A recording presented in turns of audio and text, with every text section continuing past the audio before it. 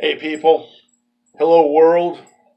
We just recently had a shooting down in Florida. Some kid decided to go into a school with a gun and start killing his classmates. People like to point the finger at bullies and say it's because of the bullies bullying the guy. I'll tell you what, we need bullies in this world. We do. Keeps us on our toes. It prepares us, especially in school. It prepares us for the rest of the world, because the rest of the world's going to treat us much more harshly than any bully can. Okay?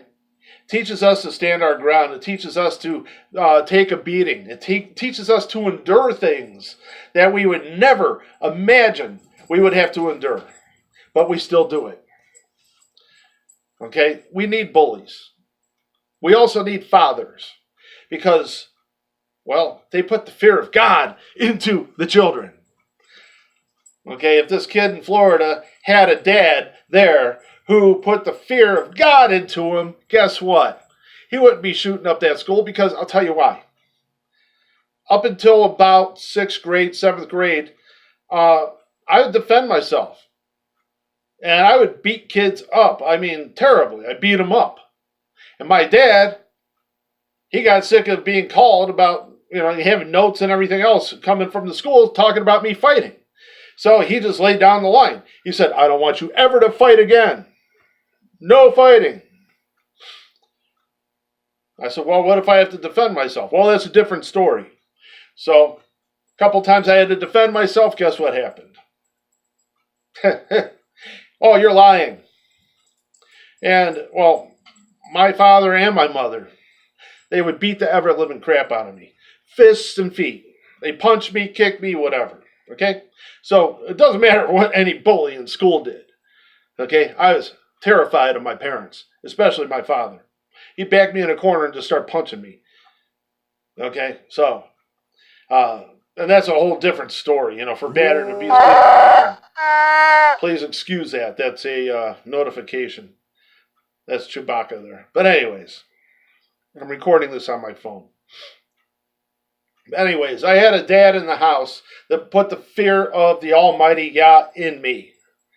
And when I was in high school, junior high, and everything like that, I had bullies bullying me. Why? Because I wasn't allowed to defend myself. Why? Because I was afraid of my father. And, I sat up late at night sometimes thinking of how I could kill them all. Thinking how I could blow them up, shoot them, do whatever. Run through there with a knife and start stabbing, machete, whatever. I came up with every kind of scenario possible. It's like, when I get my license, I'll just plow them over with the car. That's what I was thinking. And I had all those angry thoughts in my head. What kept me from acting on it was my dad. My dad would beat the ever-living crap out of me. And see, that's what's missing today. You don't ever hear kids saying, my dad would kill me if I do that. My dad will kill me if I do that. No, you don't hear that. You don't hear that anymore. Why? Because you have these liberated moms. They can spread their legs, make babies and everything, and kick the men to the curb. Oh, you're not being anywhere near my child. Yeah, I don't need a man. I got a job. Yeah, they're out there working, doing 40, 60 hours a week or whatever. The kids at home, playing video games, doing whatever, getting bullied, nobody to talk to, no dad there to relate to, nobody to talk to. So he's isolated. He's isolated. He has no dad there to put the fear of God into him either. Okay? And when he's isolated, what's he do? Well, he's playing these video games. It's like, man, shooting people up is pretty easy. Yeah. Yeah, if I had just got myself an AR-15, if I got myself this and that, I could go into school and I could show those people. Oh, man, I could show them. I could teach them a big lesson. Oh, yeah, hell yeah. There's no dad in the house to say, son, if you do this, I'm going to kick your ass. There's no dad there. Okay? So who's holding him back? Who's stopping him? Mom, who's always at work. And when she's not at work, she's out dating, spreading her legs for any guy that comes by because she's liberated. Don't need a man. Huh? So this kid plots all his little schemes and everything like that, saves up some money, buys an AR-15. What's he do then? He goes and shoots up at school. And then everybody wants to point their fingers at bullies. Like I said, bullies prepare us for the real world. Bullies let us experience hardship early in life so that we know how to deal with it when we deal with the real world. I've had many bullies in the real world. Real world. I've had many bullies. Many. I'm 50 years old now. Okay? I'm still standing here. Okay? You learn to fight. You learn to roll with the punches. You're going to lose some fights. You're going to win some fights. But in the end of it all, you're going to stand tall. You're going to stand proud because you made it. You survived. And that's what we are. We're survivors. When we get through this life, every single year that we're alive, guess what? That's another year that we survived. And we can thank those bullies for it. Those bullies prepared us for what we're going to find in real life. And what we find in real life is what we experience in real life. And what we have the knowledge and the ability to take care of because of those bullies. And we handle it because of them. There's always going to be bullies. Okay? As long as there is wickedness on this earth, there's always going to be bullies.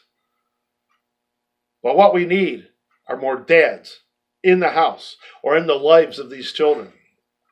That's what we need. It's not the guns. You know, if it was the guns, then why are you putting this kid into jail? Huh? Well, why don't you just jail the gun if the gun is a problem? No. The gun isn't the problem. It's the fact that there's no dad there. There's no voice in this kid's head right here saying, "Ooh, if you do this, I'll kill you."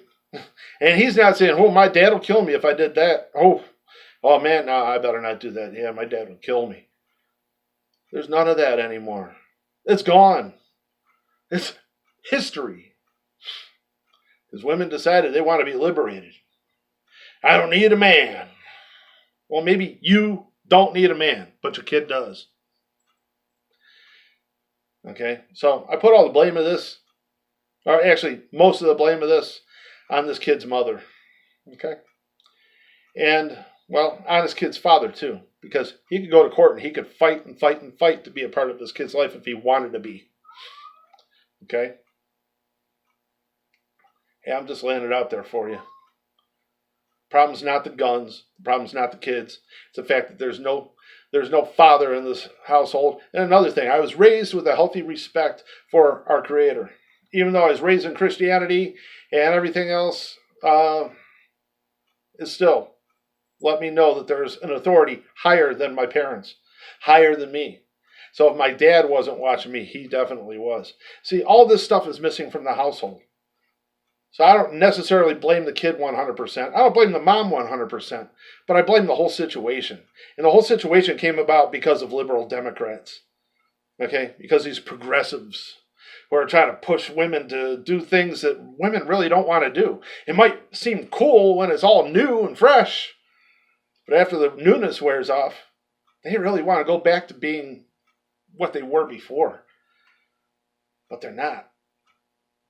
Because societal pressure says that they have to do this and do that.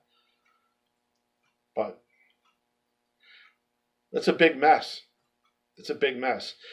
If you're a man and you make a child, you be a part of that kid's life.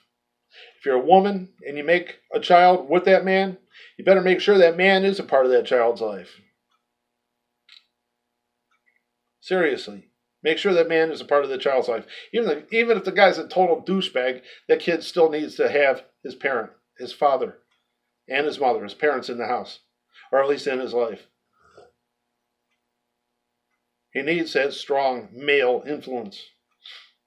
He needs to have the fear of God instilled in him.